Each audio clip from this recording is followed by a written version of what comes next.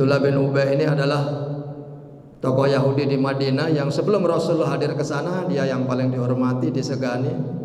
Tetapi setelah kehadiran Rasulullah di Madinah, eksistensinya menjadi memudar dan berputar 180 derajat. Orang Madinah justru mengangkat Rasulullah sebagai pemimpin. Tapi Abdullah bin Ubay tidak kehilangan akal.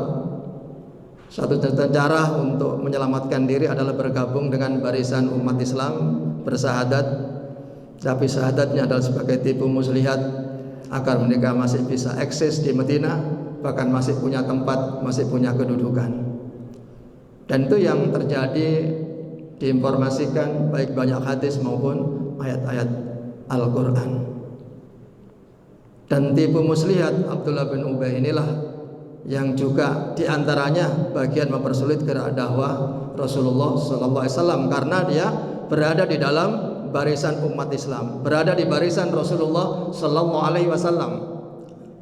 Biasanya memang gerakan dakwah kita, perjuangan kita itu ternyata yang paling sulit adalah menghadapi gerakan yang berada di internal kita. Saya sejak tahun 86 berkecimpung dalam dunia dakwah, di mana pada masa itu dakwah kami berada di wilayah-wilayah pedalaman. Dan di antara yang terberat memang dakwah kita memang berhadapan dengan internal kita yang sulit ditebak, kadang-kadang nggak bisa dilihat. Tetapi ada, dan ini menjadi tugas berat kita semua sampai nanti hari kiamat. Kalau Allah menyebutkan ciri-ciri orang munafik, itu bukan orang kafir, artinya adalah orang Islam.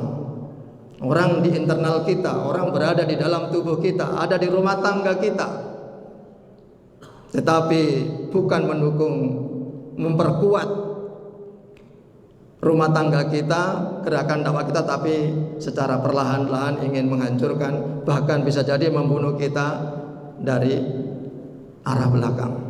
Dan itu hal yang terjadi dalam kehidupan kita, dan itu harus dihadapi. Dan sering banyak kita gagal dalam dunia dakwah berhadapan dengan kondisi-kondisi yang seperti itu.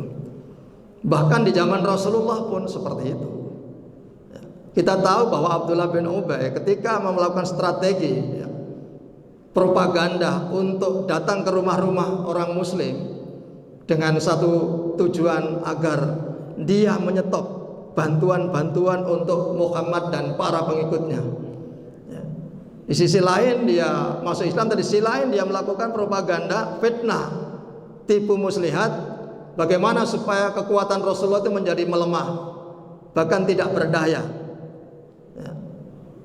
Sehingga Zaid bin Arqam sempat melihat apa yang dilakukan oleh Abdullah bin Ubay itu, dia merasa resah sehingga menyampaikan kepada pamannya, disampaikan kepada Rasulullah.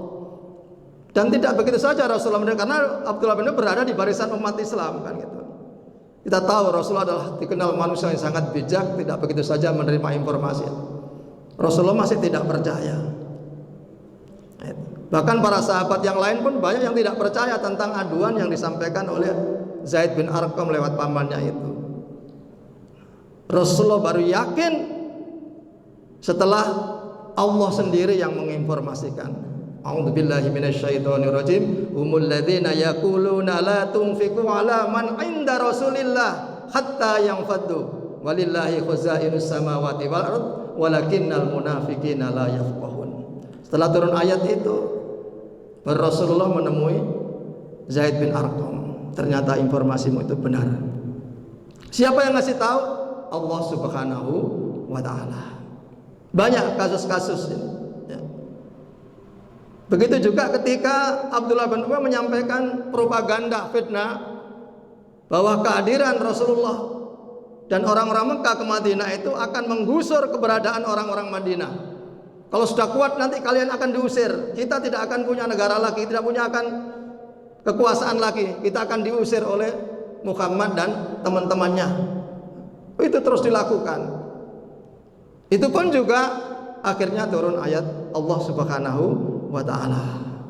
Yaquluna la'ir raja'na ilal madinati ilal akhir ayat, sampai akhir ayat.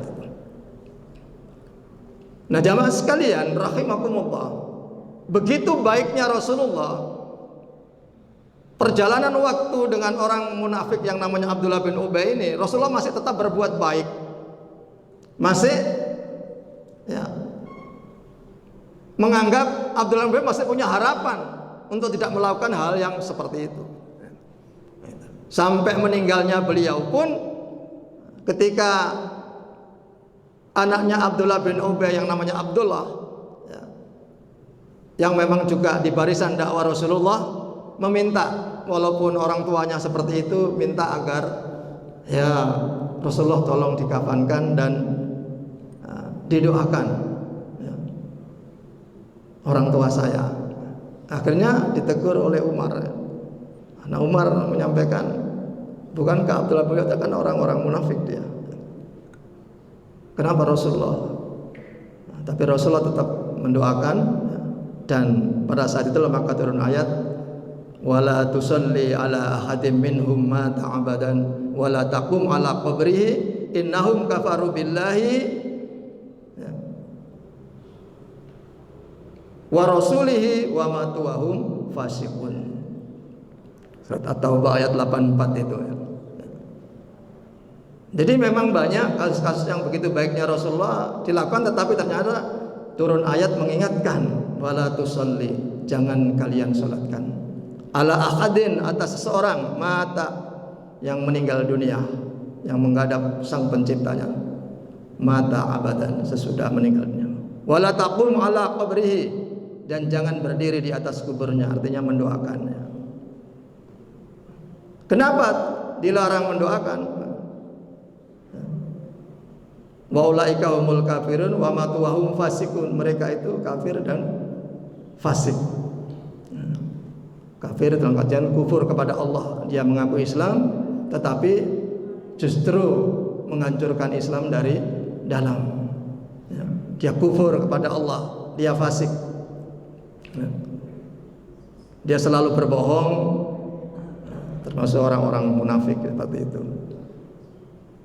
Jadi banyak kasus-kasus yang ketika Rasulullah melakukan kebaikan menurut Rasulullah, ternyata Allah menurunkan ayat, tidak boleh dilakukan, jangan lakukan itu, jangan sholatkan orang yang mati ya, sesudah mati,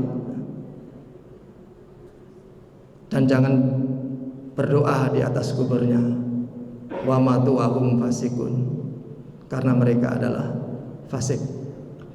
Dan seperti itu